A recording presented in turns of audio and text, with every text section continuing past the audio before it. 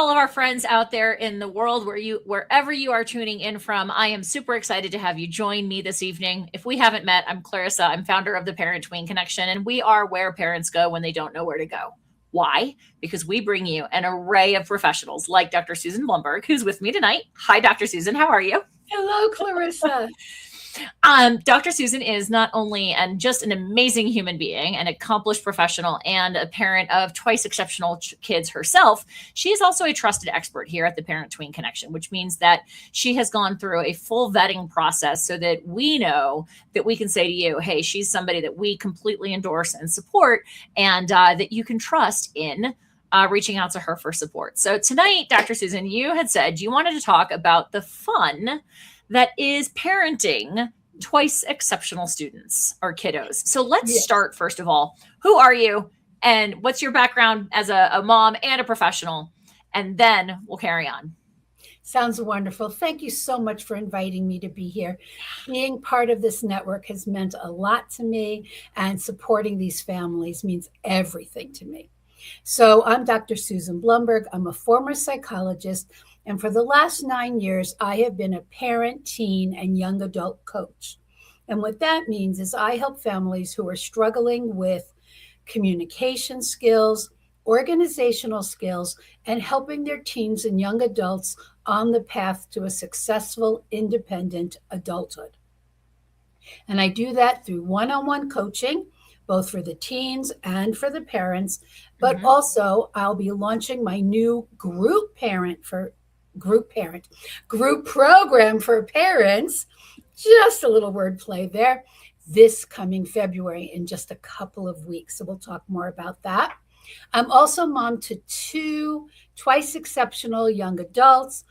They're now in their 20s. One just turned 30. Oh my goodness, I feel old. But I have lived the life that my clients do.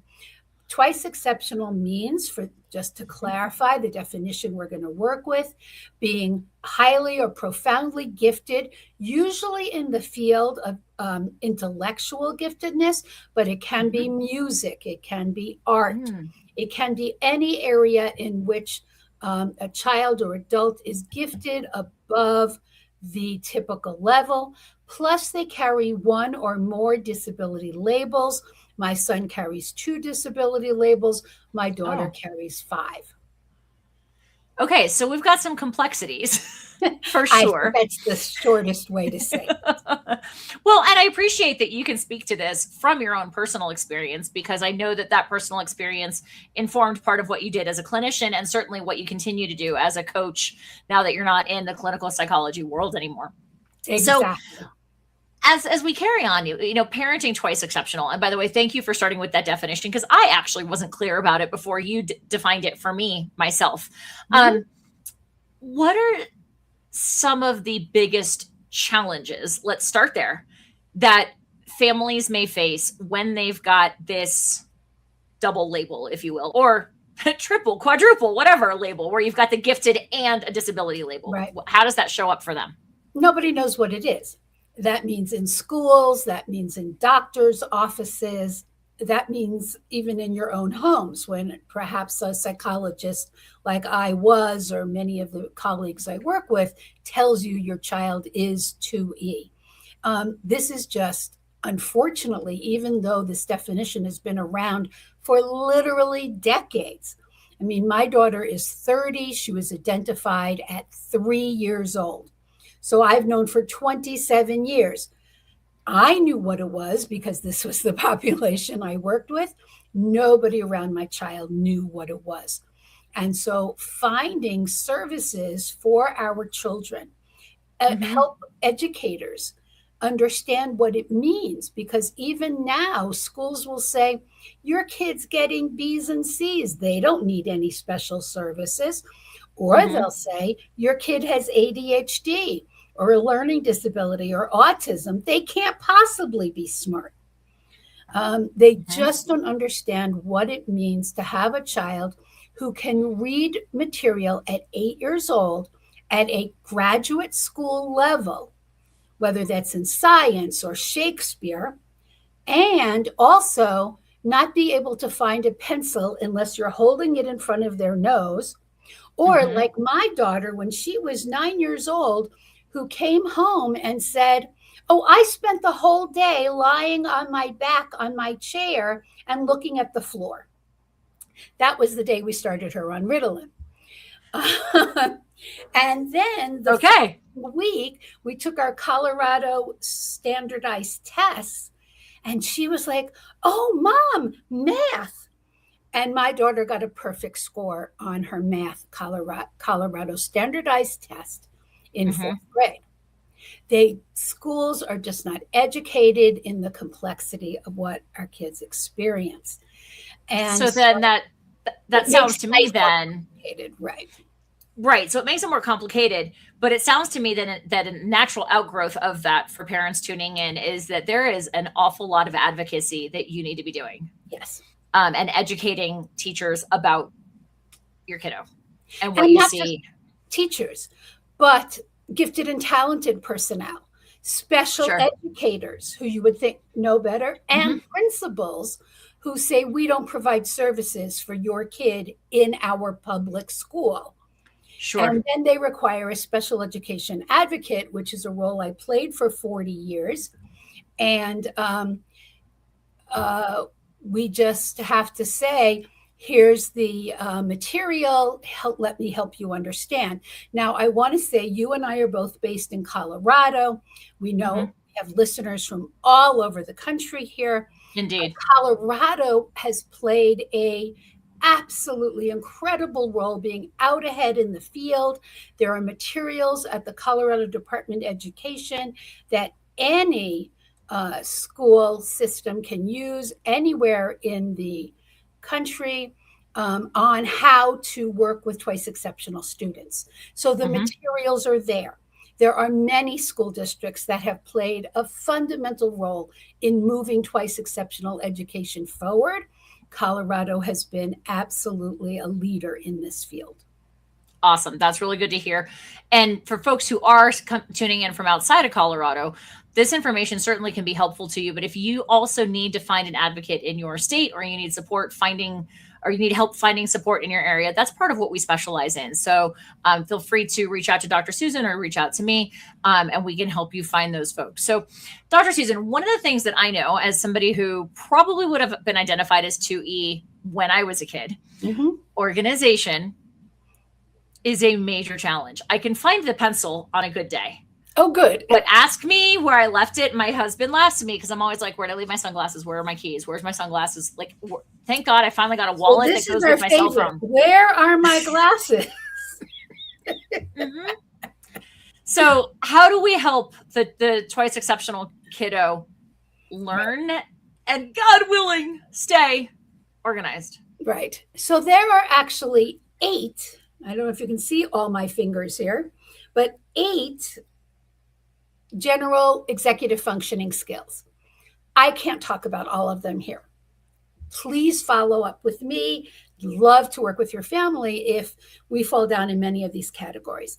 I'm going to mention 2 today that really are important to many families. And the first one is time management. And so time management is the category in which so many of our families deal with, I don't know how long a task is supposed to take. And now many of us as adults, especially adult women whose kids have been diagnosed with ADHD, and they themselves have gotten diagnosed as adults because they suddenly recognize themselves in their children. And perhaps 30 years ago, their own families didn't have access to these resources, right? We say, oh, it'll just take us 15 minutes to finish this task. I just need 15 minutes to clean up the living room, and then I can go to bed. And 2 hours later, you're still in the laundry room, right? And our kids might say to us, a younger kid might say, oh, I have 15 minutes of homework. And my teen might wake up at 6:45 when the bus is coming at 7 and saying, I can get showered, get dressed, do my homework, eat breakfast, and be ready for the bus in 15 minutes. This is what we call time blindness. Mhm. And I'm choosing this as the first one to talk about today because we overlook it so much when we think about messy desks and messy bedrooms. But Mhm. really, one of the ones that our twice exceptional kids really struggle with is time blindness. So, how do we Mhm. manage our time? One of the first things I want to do is say, time yourself and time your kid. How long does it take them to finish their math homework? How long Mhm. does it take them to get that shower done? We like Mhm. them to finish in 10 minutes. They think they've only been in the shower 10 minutes. But if you clock it 100%. in and out, it's 45 easy, right? And they have Can I no make a idea. Can I make a plug? I actually have a waterproof clock in my shower Lovely. for that very reason. Because Great. I fall into time blindness all the time. My husband regularly is like, you try to fit 17 pounds of stuff into a 3-pound bag and do all of these things in a short time frame. And I am clearly not a kid anymore. Exactly. And I still am navigating these things. It happens for anybody with ADHD. It really does. Mhm. But here we're talking about our kids. And Yep. so, what I want us to do is say to our kid, you have good intentions. Sure. I know that you think you can do this. So, let's do an experiment. Let's do a Mhm. science experiment. How long Sure. was that shower? How long did it take you today? You missed the bus. It left 20 minutes ago. And you're just Mhm. out of the shower now. Mhm. And guess what? And this one's really hard for parents. Leave them behind. If you have to leave for work and they miss the bus, they have to get to school on their own 2 feet, or they have to call a friend to come pick them up, right? Because you have to get to work, and their time blindness is not a reason for you to be dinged to be late to work every day. Sure. Right? So Sure. we have to Mhm. make plans for this, which might include setting up that backpack the night before, putting out their clothes the night before, whether they pick them as a teen Mhm. or you pick them for an elementary school age child. Sure. Starting at age 4, when my kid could be trusted, I left a bowl of cereal on that table covered with a paper towel with a spoon every day because I didn't trust them to pour the cereal, but I trusted them to sit at the table and eat it with a spoon, right? So if it's a dry breakfast or they're eating a protein bar, put it on the table the night before so they can see it before they leave. Put it in the backpack for them to eat on the bus, Mhm. right? As opposed to you have to cook bacon and pancakes and eggs every morning. And again, you're going to Sure. be late to work because of their time Right. blindness. By planning ahead, what you're doing is making both your life and their life easier. Mhm. Okay, so this is called time management. Now, for some of our older kids, planners. I don't care if they're paper, I don't care if it's digital. If your kid will live by reminders on their phone that go ding, time to do this, ding, time to do that, let your kid live on their phone. Sure. If they have one of those schools that say teens have to drop their phones in, a shoe rack every day before they go into class, get them a 504 plan or an IEP that says they're allowed access to their phone because that's how they plan their day. Sure. That's how they write down their homework. That's how they live their life. So, some of these easy to think about issues, planning their life in advance, working with them on understanding their time blindness, and using planners, whether they're paper or digital, are actually useful ways to help our kids get on top of some of these things that we're having these huge conflicts with their kids about that are just unnecessary and don't change anything. Right. Well, and I think it's important too to point out that just because you weren't identified as ADHD, perhaps, or whatever the disability label is, or twice exceptional yourself, their brains function differently.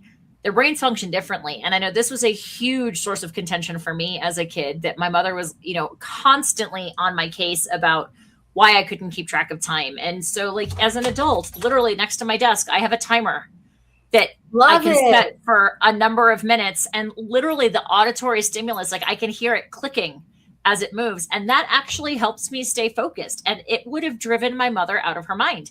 But like if the kids in our lives function differently, who cares? Let's just meet them where they're at. And you see, my daughter, who wears headphones at all times, the click of that timer, she'd kill herself. Yeah, that because would not be good. On to keep all noise out of her life at all times, right? Absolutely. But she's really visual.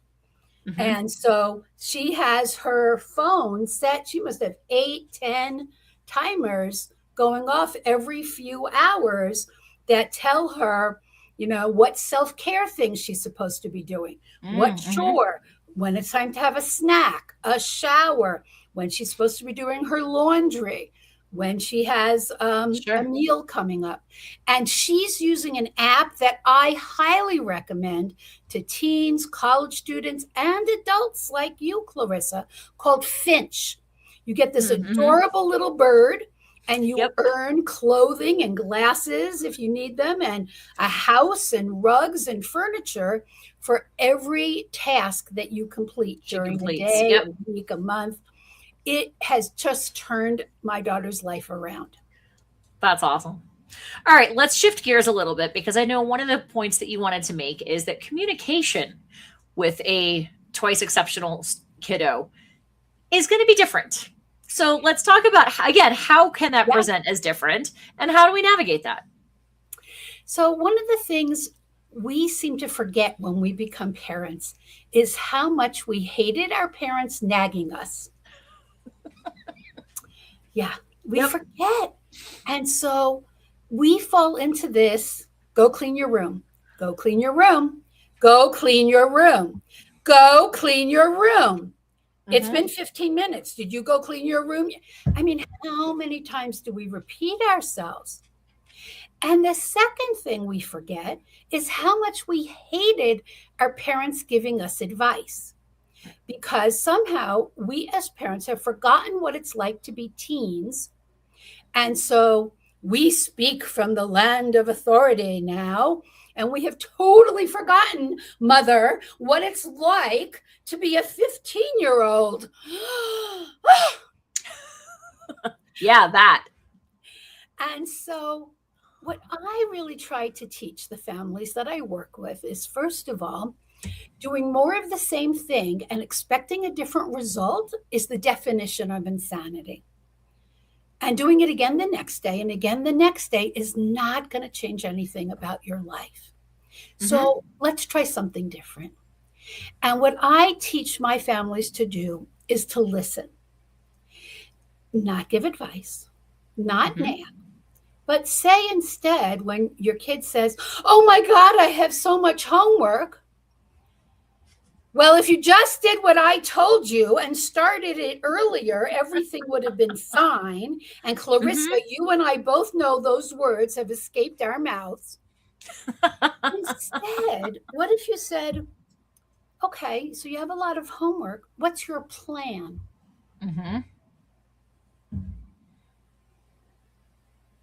And then leave it. I'm not saying a word here. I'm leaving room for my kid to come up with that plan. I'm not giving them advice. I'm not nagging them. I'm treating them as an equal and letting them use their own very good brains to come up with something. And then I can say, "Would you like my help?" Because that's actually a yes-no question. And I give them the right to say no to me. Because then if they fail because they've said no to me, whose responsibility is it? Not yours. I've already been through 7th grade. I've already been through 11th grade. I've already been through college. I don't need to do it again. And every parent here who's going, letting them fail, letting them turn in homework that isn't 100% correct, I need you to slap yourself on the wrist. Because if you are only letting your kid turn in homework that's 100% correct, whose work is that teacher grading? Your kids or yours? Yeah, you absolutely. don't need to be graded on your 11th grade work. You don't even need to be graded on your 5th grade work. Right. Your kids need to be graded on what they know, so then their teachers can properly teach them. Support them. Absolutely. So hard for us not to rescue our kids. It is, but there's also an aspect that, like, if we learn to let them fail now, they'll figure it out. They will. And those of us who shudder at the idea of our kids failing, guess what? We're there to help them with those emotions. Exactly. Yeah, that was so hard to get a C on that test or get an F on that test. And here's the deal. What's your plan? Yep. How should we deal with that? What could you do differently next time? Instead of us imposing our ideas on them. Well, and I think an underlying value to that too is saying that tells them implicitly, not explicitly, hey, I trust you to figure this out. And if you don't feel like you can, I'm here to help you. But it's building their confidence underneath it to say, I have a colleague today who said everything is figure outable. But if we don't trust them to figure it out, how are they going to believe that everything is figure outable? Exactly. And if we keep rescuing them, what are we teaching them? We're teaching them they don't have to learn anything, because mommy and daddy is going to do it for us. And therefore, we never have to learn any skills. Sure. Life and that's not how we want to raise the next generation. No. All right. So, Dr. Susan, you will be the next piece, which is how do they get to be successful, independent adults? Not if we rescue them at every step of the way, starting in 3rd grade, people. Starting in 5th grade. Absolutely. Absolutely. And so that's actually part of what we are going to be talking about more in the conversation we're about to have, Dr. Susan, in Parent Tween Village. For those of you tuning in who don't know about Parent Tween Village, it is our private community for parents who want to have a deeper dive with professionals like Dr. Susan Blumberg. But before we wrap up, tell us, Dr. Susan, I know you've got a couple of events coming up that you wanted to share. And for folks who want to learn more about the supports that you offer, where do they find you? Well, first of all, you can always find me at my website, drsusanblumberg.com. Nice and easy. Learn more about what I'm doing, and you can schedule appointments with me right there. My calendar's right in my website. Schedule an appointment with me anytime, except not next week, because next week I am offering my first ever professional masterclass. 3 hours of a deep dive. I only gave you 2 organizational tips. I'm going to go into a lot more information on organizing at home, at school, helping your kid understand. I'm going to teach a communication strategy in depth that's going to change your relationship with your child so that you have mutual trust and respect. And I'm going to do an even deeper dive into, starting in middle school, how to get your teen or college age student and where to start if you're starting at that age to help your teen on the path to a successful, independent adulthood. So 3 hours next Wednesday, January 14th, 3 to 6 p.m. Mountain Time, 5 to 8 p.m. Eastern Time.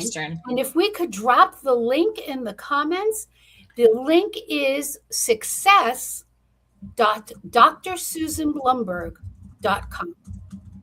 Perfect. I got that coming in momentarily.